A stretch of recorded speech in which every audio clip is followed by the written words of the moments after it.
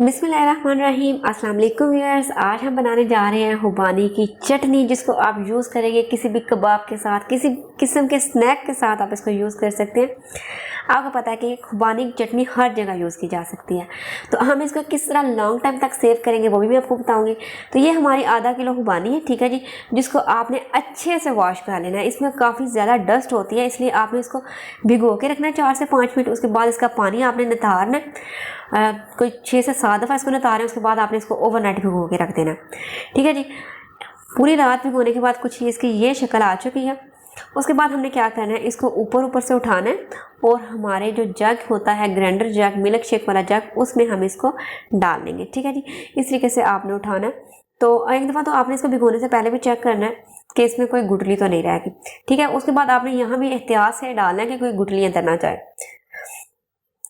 ठीक है जी। तो अब इसमें थोड़ा सा पानी हम ऐड कर लेंगे, वही खुबानी का पानी इसको हम ऐड करेंगे। कोशिश करेंगे कि वो पानी ज़ाया ना हो, ठीक है जी। तो इसको हम कर लेंगे अब ग्राइंड, ठीक है जी। ग्राइंड करने के बाद मैं आपको दिखाती हूँ जी, ये शक्ल आ चुकी है। इस शेप में आप इसको ले आना।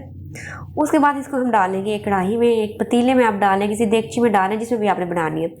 उसके बाद हमने इसमें लिया है 1 पाव इमली का पल्प, ठीक है। उसको भी भिगो के रखते हैं ओवरनाइट। उसको सुबह मलेंगे ना तो उसका जो पल्प है वो अलग हो जाएगा, गुठलियाँ उसकी अलग कर दें। 1 कप चीनी का डाला है, आधा कप इसमें मैंने सिरका डाला है, ½ टीस्पून इसमें मैंने डाला है नमक, 2 टेबल स्पून इसमें दादर लाल मिर्च डाली है, 1 टीस्पून इसमें मैंने लाल मिर्च डाली है। मीठा आप ज़्यादा पसंद करते हैं तो वो इसमें आप ऐड कर सकते हैं, स्पाइसी आप ज़्यादा पसंद करते हैं तो वो आप इसमें ऐड कर सकते हैं। इसमें हमने सिरका इसलिए डाला है तो कि इसको हम लॉन्ग लास्टिंग में यूज़ कर सकते हैं, लेकिन सिरका डालने के बावजूद भी आप इसको 10 से 15 दिन से ज़्यादा इस्तेमाल नहीं कर सकते। लेकिन मैं आपको एक ट्रिक बताऊंगी जिससे आप इसको महीनों तक इस्तेमाल कर सकते हैं, वो बिल्कुल फ्रेश ऐसे लगेगा जैसे अभी बनाइए। अब इसको पकने दें, ठीक है जी। अभी ये काफ़ी गाढ़ी थी, मैंने इसमें पानी मज़ीद ऐड कर दिया, यानी कि आप आधा किलो से 10 किलो चटनी भी बना सकते हैं।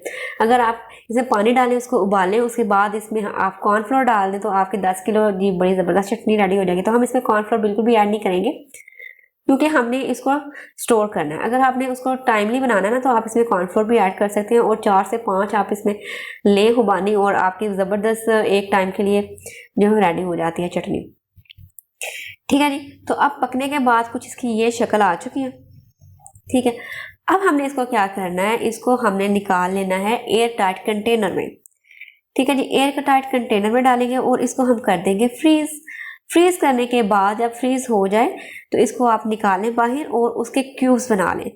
जितना कि आपको लगता है कि इतना क्यूब्स यानी कि इतनी चटनी एक टाइम पे यूज़ होगी, उस साइज़ के आप इसके क्यूब्स कर लें और उसको आप फ्रीज़र में रखें। तो वो फ्रीज़र में आप उसको महीनों रख सकते हैं, तो आपकी चटनी का टेस्ट भी ख़राब नहीं होगा, इसका टेक्सचर भी ख़राब नहीं होगा, यानी कि ऐसा ही लगेगा जैसे ये चटनी अभी बनाई है, ठीक है जी। तो आपके सामने मैं इसको निकाल रही हूँ, ये आप देख सकते हैं कितना इसका असम टेस्ट आ रहा है। और ये हमारे यहाँ की सबसे जो माउथ वाटरिंग और मोस्ट वांटेड जो है चटनी होती है, ठीक है।